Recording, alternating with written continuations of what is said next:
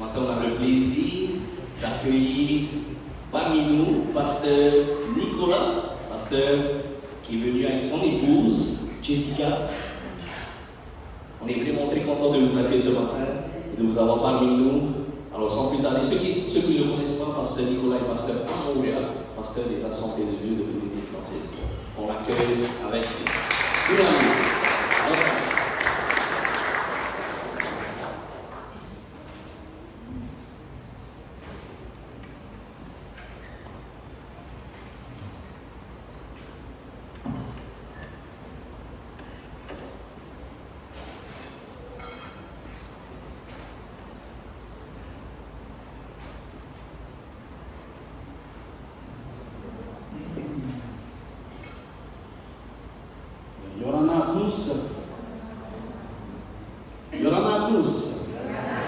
J'espère que vous allez bien ce matin. Alors avec mon épouse, nous sommes vraiment très heureux d'être parmi vous ce matin pour ce service et de pouvoir vraiment partager avec vous vraiment un moment extraordinaire dans la présence du Seigneur. Si tu peux dire à celui qui est à côté de toi, je suis content de te voir ce matin.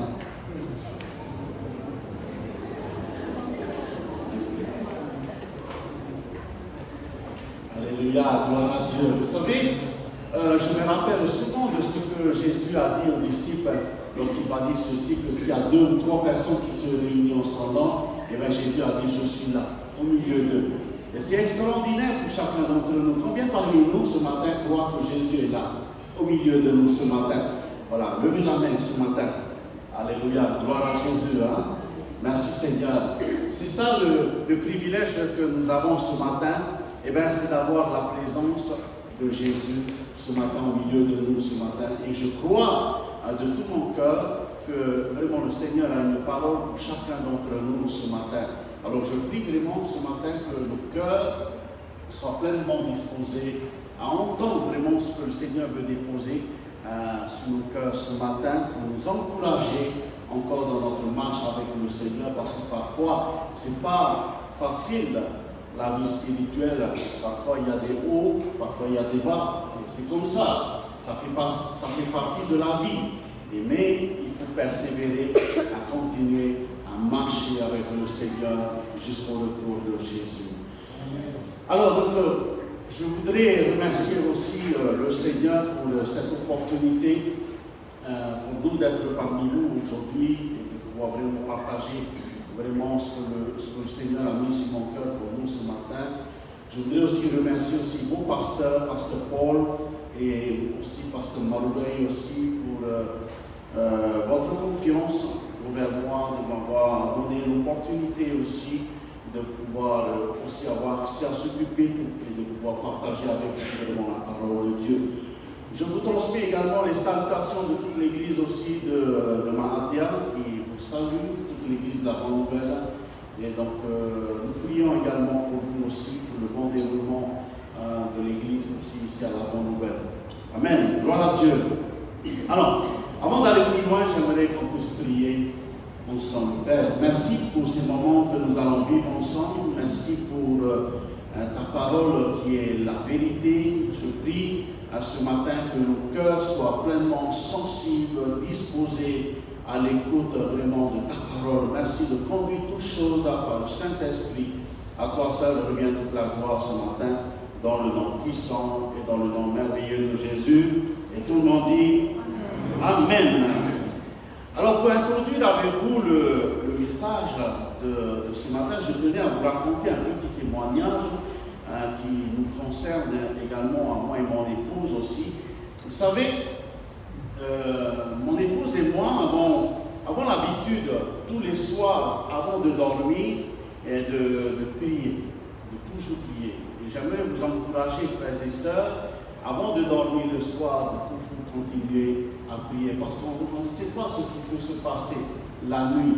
Alors, avant de dormir, prions, demandons au Seigneur de nous garder durant notre temps de repos, que le Seigneur également renouvelle aussi nos forces. Amen. Donc, moi et mon épouse avons l'habitude de toujours prier avant de dormir. Et donc, ce matin, le titre du message que j'aimerais partager avec vous ce matin, c'est plutôt « Nous devons prier ». Voilà le titre du message de ce matin.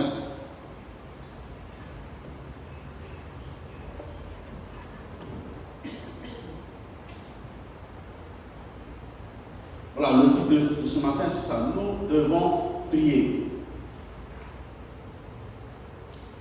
L'évangile selon Matthieu, chapitre 5, le verset 19, Jésus avait dit ceci: je vous dis encore que si deux d'entre vous s'accordent sur la terre pour demander une chose à quelqu'un, elle leur sera accordée par mon Père qui est dans les cieux. Le pourquoi, lorsque nous prions, chers amis, frères et sœurs, lorsque nous prions ensemble, veillons avec qui nous prions. Il est très important de pouvoir savoir que la personne avec qui nous prions s'accorde avec nous dans la prière. Et ça, c'est une chose de très importante pour nous. Avant de commencer de prier avec un partenaire, et bien de voir déjà, de s'assurer déjà qu'avec la personne avec qui nous prions, s'accorde avec nous dans la prière. Pour moi, personnellement, je prie toujours avec mon épouse, parce qu'on s'accorde dans la prière. Amen. Et il est bon de s'accorder dans la prière pour pouvoir voir le résultat s'accomplir. Vous vous rappelez ce que Jésus va dire ici? Je vous dis encore que si deux d'entre vous s'accordent sur la terre pour demander une chose quelconque, elle leur sera accordée par mon Père qui est dans les cieux. Donc ceci dit, évite de prier avec quelqu'un qui ne s'accorde pas avec toi dans la prière.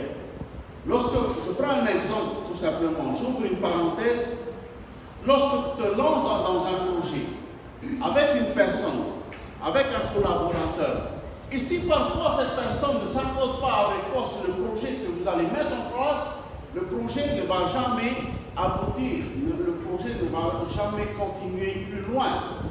Donc il est très important de pouvoir s'accorder, avoir les mêmes visions, avoir les mêmes objectifs avec la personne avec qui nous allons nous accorder pour un projet précis.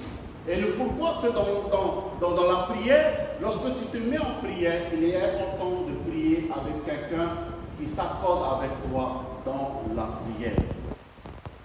Donc, j'aimerais partager avec vous un témoignage aussi, très important aussi, toujours concernant la prière. Un jour, c'était un serviteur de Dieu qui prenait l'avion pour venir directement sur Tahiti. Et là, donc, dans l'avion, il s'installe, tout ça, l'avion commence à décoller. Et arrivé à un moment donné, il y avait le service du repas. Et là, donc, on sert le repas. Et celui qui est à côté de lui, son voisin, ne prenait pas son repas. Et donc, le pasteur s'est dit, lui poser la question, vous ne mangez pas? Donc, son voisin lui dit, non, je ne mange pas, je jeûne. Alors le pasteur lui dit, c'est un chrétien. C'est sûr et certain, c'est un chrétien. Et là, le pasteur lui pose la question, est-ce que vous êtes chrétien? Et lui, il disait ceci, il répondait au serviteur de Dieu, non, je ne suis pas chrétien, mais je fais partie d'un groupe satanique. Je jeûne, je prie pour la chute des chrétiens. Voilà pourquoi notre sujet de ce matin, nous devons prier. Et ça, c'est très important, chers amis, mon frère, ma soeur. Pour te dire ceci, le diable est notre ennemi. Le diable ne dort pas. Il travaille jour et nuit, 24 heures sur 24. Alors, ce n'est pas normal qu'un chrétien dort. Ce n'est pas normal qu'un chrétien ne prie pas. Un chrétien, un enfant de Dieu, celui qui marche avec le Seigneur est appelé à vivre une vie de prière. Non pas simplement une vie de prière le lundi soir, le mardi soir. Non pas simplement une vie de prière le dimanche matin. Mais la vie de prière, cela fait partie de notre vie tous les jours. Tous les jours de notre vie. La prière fait partie de notre vie. La prière est une âme puissante que le Seigneur nous a donnée à chacun et chacune d'entre nous. Dans 1 Thessaloniciens, le chapitre 5, le verset 17, l'apôtre Paul a dit et rappelle à l'église de Thessalonique, il va dire ceci: priez sans cesse. Priez sans cesse. Est-ce que tu peux dire à celui qui est à côté de toi, prie sans cesse? Paul dit, priez sans cesse. La question pour nous ce matin,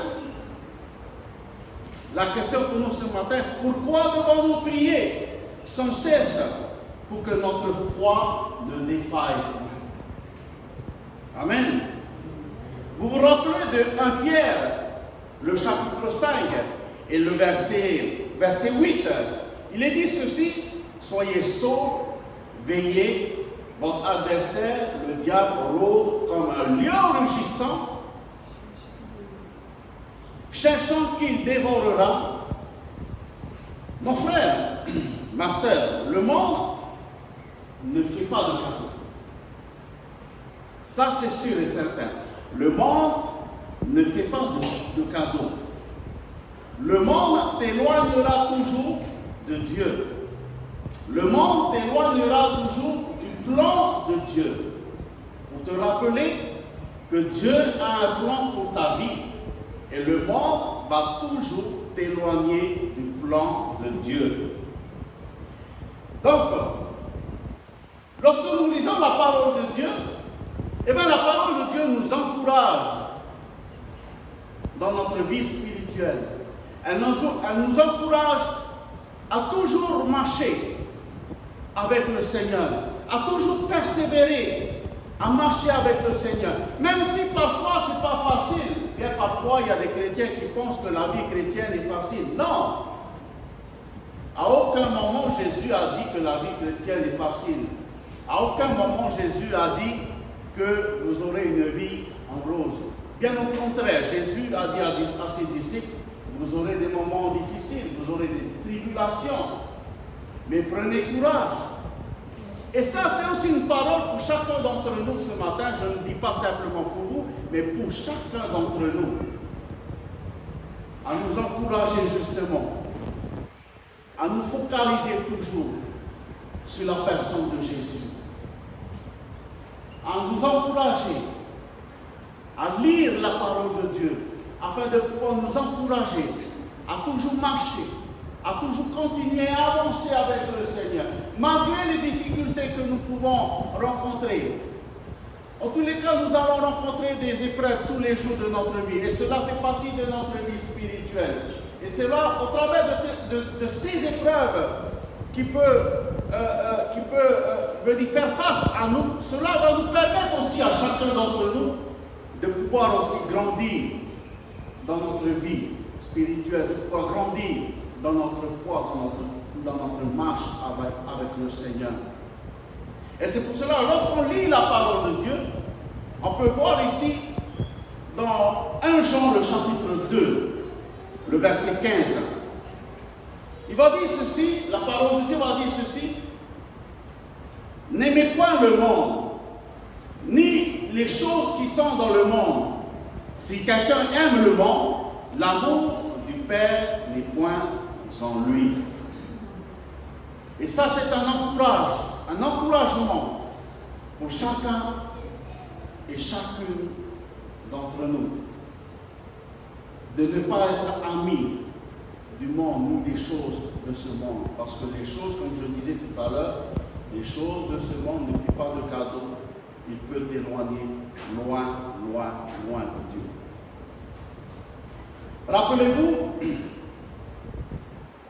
Rappelez-vous que le monde entier est dirigé par le prince de ce monde, c'est-à-dire le diable. La Bible dit ceci, dans 1 Jean, le chapitre 5, le verset 19. Nous savons que nous sommes de Dieu et que le monde entier est sous la puissance du malin. Ceci est tout simplement l'introduction de notre message de ce matin, chers amis, frères et sœurs. Alors que j'aimerais vous amener maintenant à ouvrir vos Bibles toujours dans le Nouveau Testament, mais dans l'Évangile selon Matthieu, chapitre 26, et le verset 36 à 45.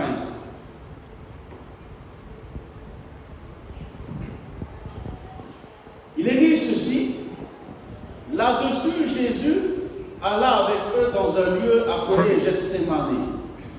Et il dit aux disciples: asseyez-vous ici pendant que je m'éloignerai pour prier. Il prit avec lui Pierre et les deux fils de Zébédée, et il commença à éprouver de la tristesse et des angoisses. Il leur dit alors: mon âme est triste jusqu'à la mort, restez ici et veillez avec moi. Puis, ayant fait quelques pas en avant, il se jeta sur sa face et pria ainsi: mon Père, s'il est possible que cette coupe s'éloigne de moi, toutefois, non pas ce que je veux, mais ce que tu veux. Et il vint vers les disciples qu'il trouva endormis, et il dit à Pierre: vous n'avez donc pu veiller 1 heure avec moi? Veillez et priez, afin que vous ne tombiez pas dans la tentation. L'esprit est bien disposé, mais la chair est faible. Il s'éloigna une seconde fois et pria ainsi: mon Père, s'il n'est pas possible que cette coupe s'éloigne sans que je la boive, que ta volonté soit faite. Il revint et les trouva encore endormis, car leurs yeux étaient appesantis. Il les quitta et s'éloignant, il pria pour la 3e fois, répétant les mêmes paroles, puis il alla vers les disciples et leur dit: vous dormez maintenant et vous vous reposez. Voici, l'heure est proche et le Fils de l'homme est livré aux mains des pécheurs. Levez-vous, allons, voici celui qui me livre s'approche. Amen. Le contexte de ce matin, le contexte de notre lecture de ce matin nous rappelle les derniers moments de Jésus sur la terre avec ses disciples, avant de monter au ciel vers le Père. Et la Bible dit ceci, que Jésus, la Bible nous dit ceci dans notre récit de ce matin, que Jésus se trouvait à Gethsémani. Il est accompagné de ses collaborateurs, ceci dit, de ses disciples. Mais nous pouvons comprendre dans ce récit que Jésus ne va pas se retrouver à Gethsémani pour rien. Mais Jésus est allé à Gethsémani parce qu'il avait un besoin personnel. Jésus avait besoin de prier. Jésus avait besoin de se retrouver seul avec le Père. Pour dire que Jésus avait besoin d'avoir un moment, un temps d'intimité avec le Père. Et là, c'est aussi un enseignement pour chacun d'entre nous aussi, par rapport à notre vie spirituelle, par rapport aussi à notre vie de prière aussi, de toujours chercher un moment d'intimité aussi avec Dieu, le Père. Comme quoi, mon frère, ma soeur, nous avons besoin chaque jour de notre vie, de vivre une intimité avec notre Papa Céleste. Amen. Je me rappelle d'un beau chant qui dit ceci: un moment avec toi pour t'adorer, un moment avec toi pour t'écouter, un moment avec toi pour te louer.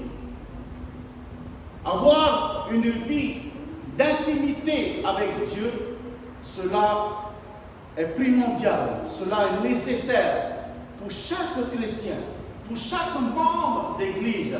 Cela est très important de toujours avoir ce moment d'intimité avec Dieu. Le pourquoi dans l'évangile selon Matthieu, le chapitre 6, le verset 5 et 6, il est dit ceci: Jésus va enseigner premièrement l'intimité à ses disciples. Et deuxièmement, comment ils doivent prier. Il va leur dire ceci au verset 5. Lorsque vous priez, ne soyez Ne soyez pas comme les hypocrites qui aiment à prier debout dans les synagogues et dans les coins des rues, pour être vus des hommes. Je vous le dis, en vérité, ils reçoivent la récompense. Le verset 6, il va dire ceci: mais quand tu pries, entre dans ta chambre, ferme ta porte et prie ton Père qui est là, dans le secret, et ton Père qui voit dans le secret te le rendra. Amen. Jésus a été clair. C'est un enseignement de Jésus à ses disciples. C'est aussi un enseignement de Jésus aussi pour chacun et chacune d'entre nous ce matin.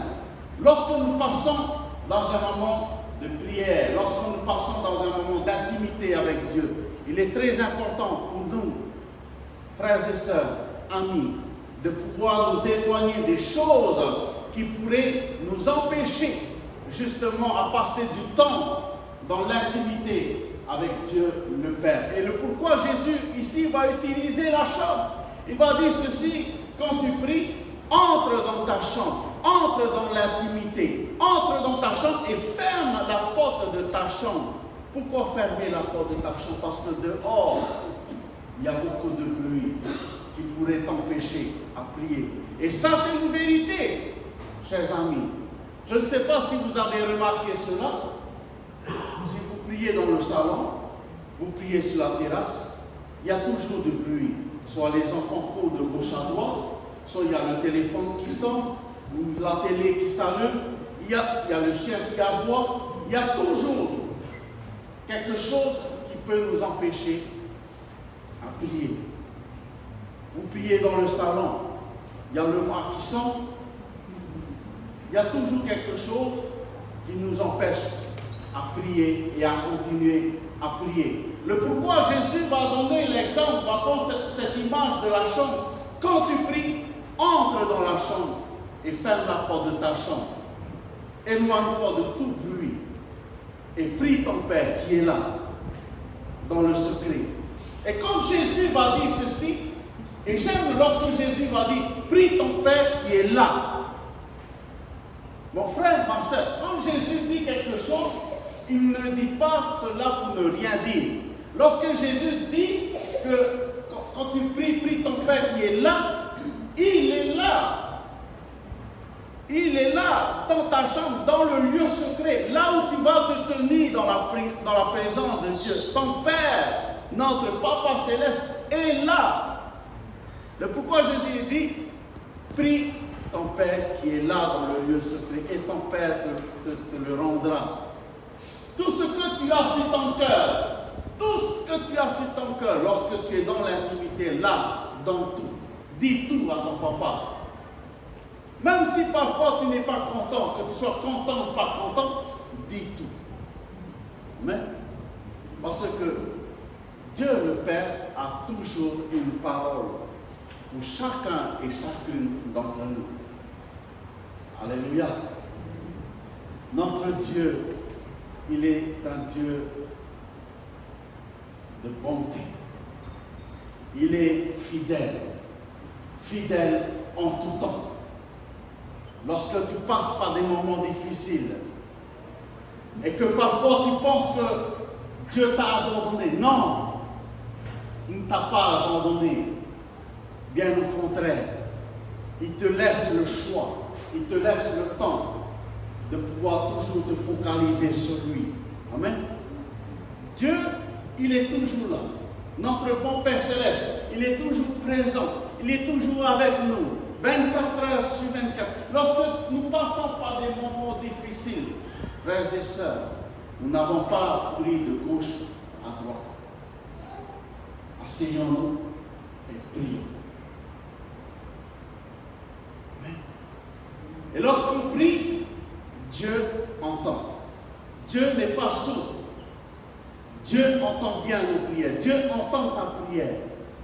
Rappelez-vous l'histoire du peuple d'Israël lorsqu'ils étaient esclaves dans le pays d'Égypte. Ils ont crié et l'Éternel a entendu.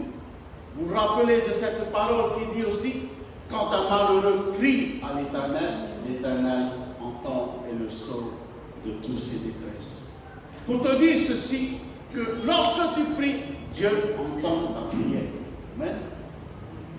Dieu entend ta prière. Mais ce que je veux te dire ce matin, surtout, ne prends pas Dieu pour un McDonald's. Pourquoi je vous parle de McDonald's? Vous allez peut-être me dire ce matin, mais pourquoi il nous parle de McDonald's? C'est juste un dimanche.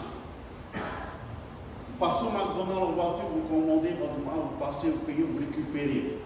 Mais bien parfois, il y a des chrétiens, je sais, il n'y a pas ici, bien parfois, il y a des chrétiens, lorsqu'ils prient, lorsqu'ils demandent au Seigneur, ils veulent que la réponse, que Dieu réponde tout de suite. C'est pas comme ça que ça se passe.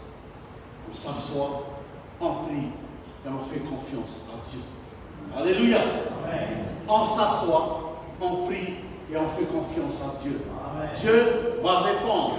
Pas comme on veut, mais comme il veut. Amen. Pas à notre temps, mais à son temps. Dieu va répondre. Ça, c'est sûr et certain. Amen. Ne me demandez pas quand Dieu va répondre à ma prière. Je ne saurais pas vous répondre, mais je sais une chose. Dieu a entendu ta prière. Ça, c'est sûr et certain. Il a entendu ta prière et il va répondre à ta prière. Amen. Persévère avec lui. Continue à lui faire confiance. C'est ça la foi. C'est ça la foi. La foi, c'est une ferme assurance des choses qu'on espère, une démonstration de celles qu'on ne voit pas. On demande et on attend que Dieu réponde. Amen. Dieu est bon, Dieu est fidèle. Dieu est toujours avec nous. Dans les bons moments comme dans les mauvais moments, il est là avec nous. Il nous donne la force. Il nous donne le courage de pouvoir avancer et de pouvoir surmonter toutes les épreuves que nous pouvons rencontrer. Pourquoi je vous parle des épreuves? Parce que les épreuves font partie de notre vie, de tous les jours. Cela nous permet de grandir avec le Seigneur aussi. Et le pourquoi, la nécessité pour nous de toujours continuer à prier. À prier. Comme je disais tout à l'heure, ce n'est pas normal qu'un chrétien dort et qu'il ne prie pas. Un chrétien né de nouveau, un chrétien qui avec Jésus doit vivre une vie de prière. Alors j'aimerais te dire ce matin, mon frère, ma soeur, Église, lève-toi et prie. Et continue à prier. Prie jusqu'au retour de Jésus. Alléluia. Dieu connaît toutes choses. Dieu connaît notre cœur. Dieu connaît nos vies. Dieu connaît nos projets.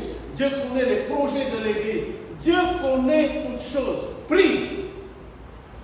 Et laisse Dieu agir. Et laisse Dieu intervenir.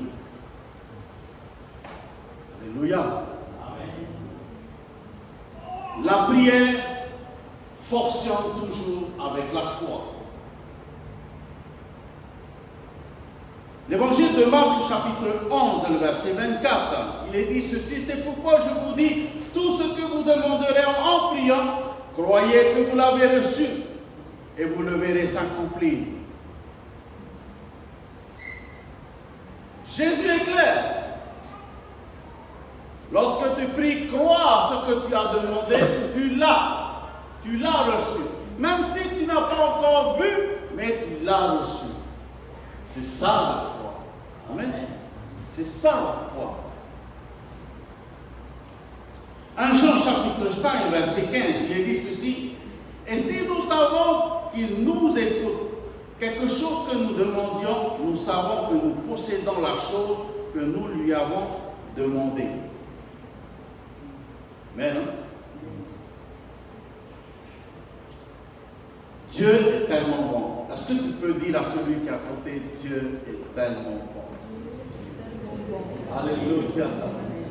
Alléluia. Dis à celui qui est à côté de toi, prie et continue à prier.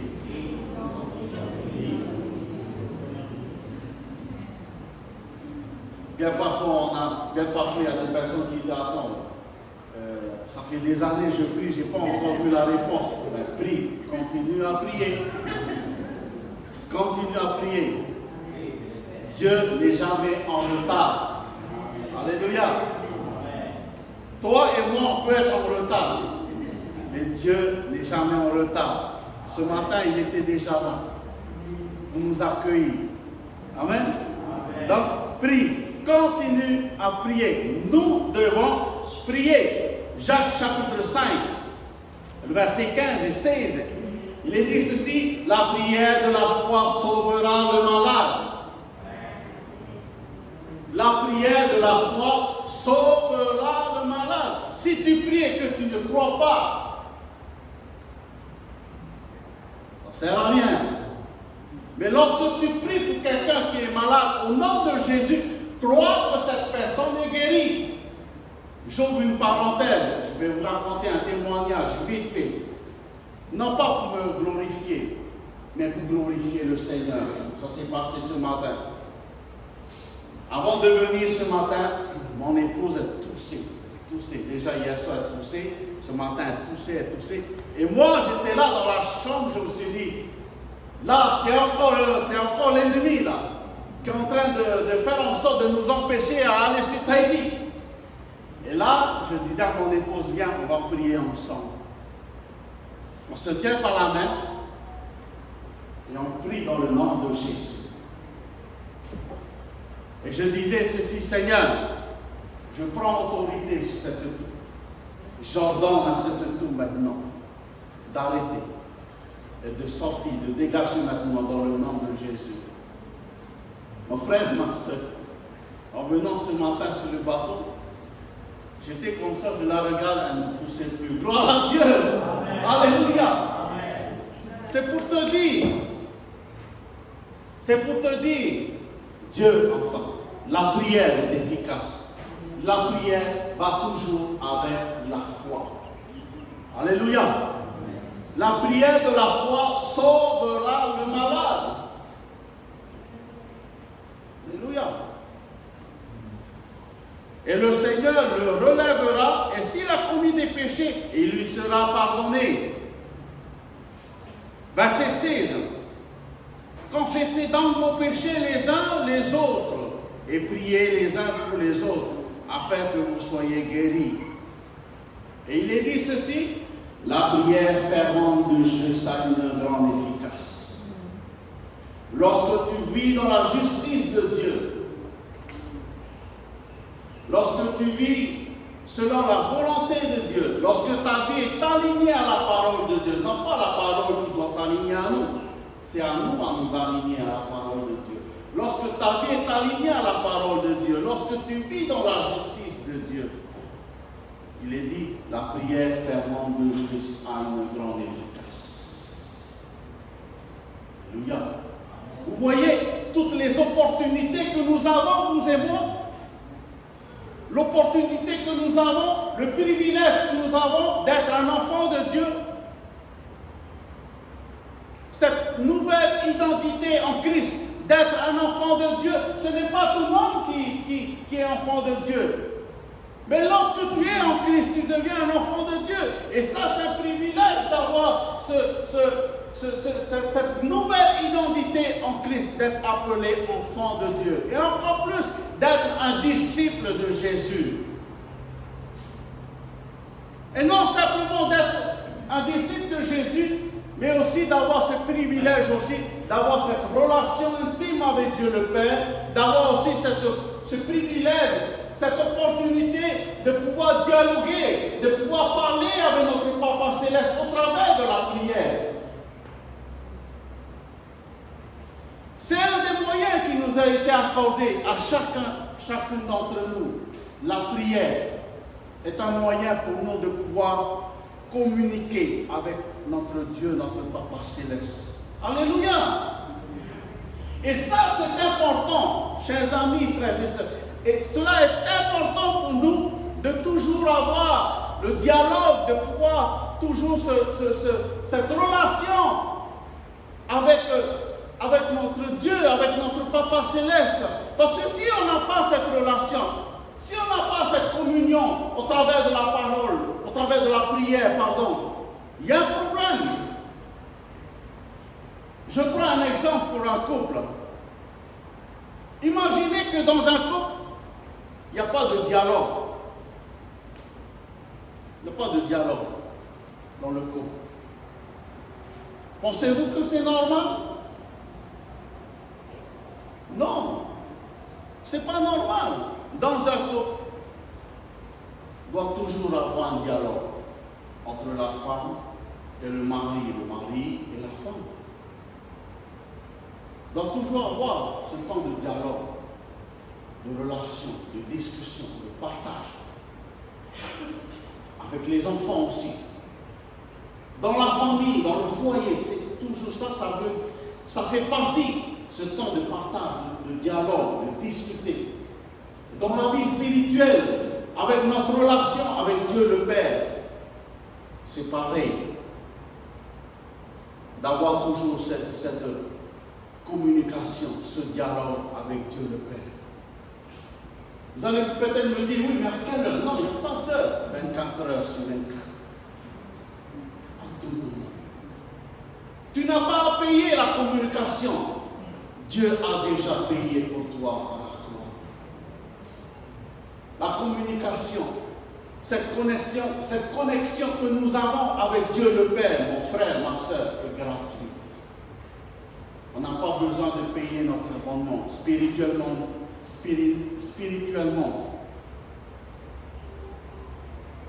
Pour vous dire ceci,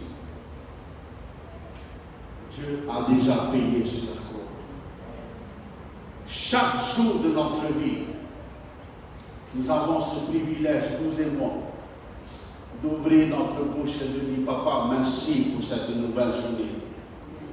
Merci pour mon épouse, merci pour mon époux, merci pour nos enfants, merci pour nos amis, merci pour notre voisinage, merci pour ton église, merci pour mon pasteur. Alléluia. Amen. Dites merci pour notre pasteur.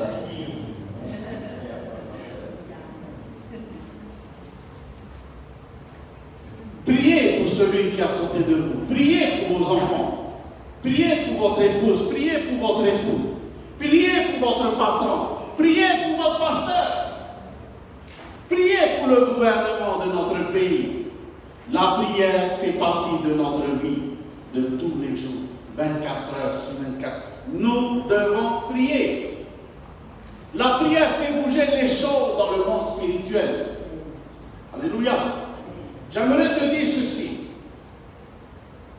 L'ennemi, notre ennemi, le diable, n'a pas peur de celui qui se tient debout derrière un pupitre et qui prêche la parole de Dieu. Mais ça le dérange. Ça le dérange que lorsque tu pries, tu mets à genoux devant Dieu. Ça le dérange. Parce que lorsque tu fléchis les genoux devant Dieu, tu reconnais sa grandeur. Tu reconnais sa puissance. Et lorsque tu te mets à genoux, lorsque tu fléchis les genoux devant Dieu, c'est une attitude d'humilité. L'humilité précède la gloire. Mais l'orgueil précède la chute. Et là où le Seigneur veut nous emmener, d'avoir toujours cette attitude d'humilité. De toujours fléchir nos genoux devant Dieu et de dire, Seigneur, je reconnais ta grandeur. Sans toi, je ne suis rien. Alléluia. Sans toi, je ne suis rien. Mais avec toi, tout est possible. Dieu est capable de rendre ce qui est impossible possible. Alléluia. Je répète encore une fois, Dieu, il est capable de rendre ce qui est impossible possible.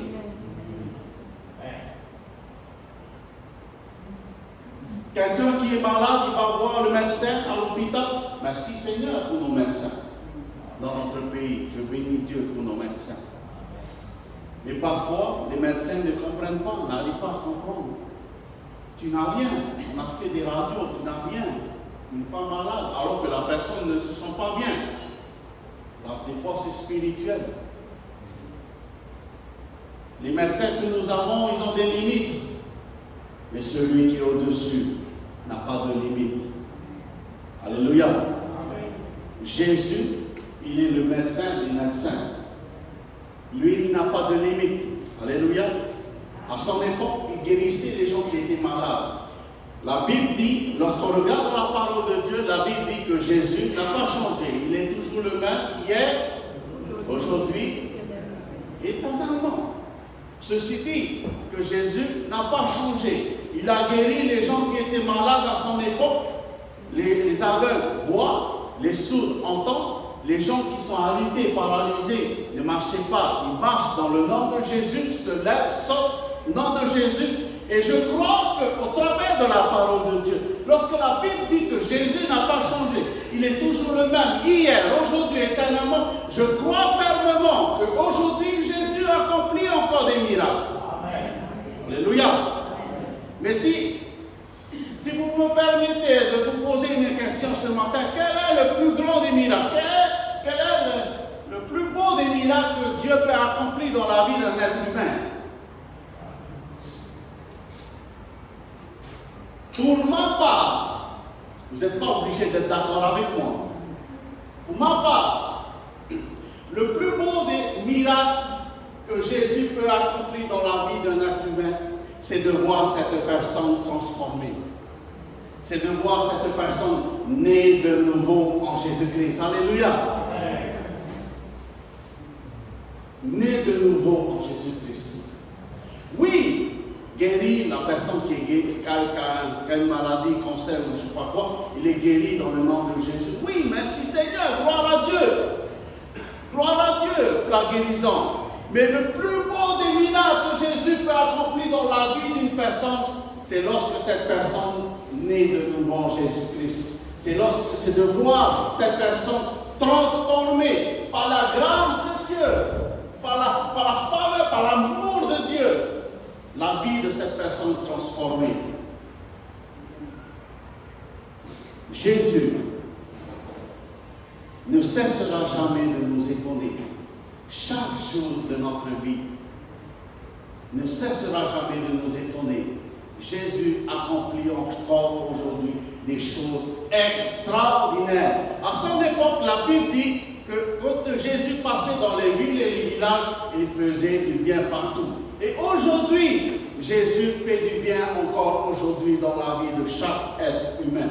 Et je veux te dire ce matin, aujourd'hui, Jésus te fait du bien encore ce matin, dans ta vie, au travers de sa parole. C'est un privilège pour toi et pour moi aujourd'hui de pouvoir lire la parole, de pouvoir la méditer, de pouvoir la partager librement. Béni soit l'Éternel. Alors que d'autres pays n'ont pas ce privilège de pouvoir se réunir déjà, de pouvoir partager la parole de Dieu. Alors que toi et moi, ce matin, nous avons cette liberté de pouvoir nous réunir dans le nom de Jésus et de pouvoir partager la parole de Dieu. Et le pourquoi ce matin, j'aimerais encourager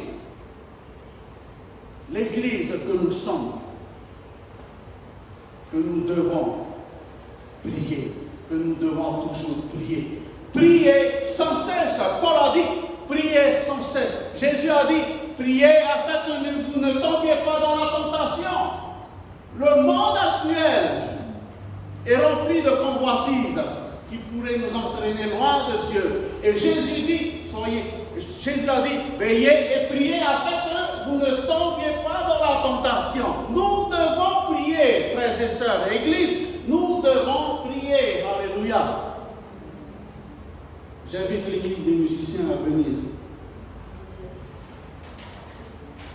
Nous devons prier.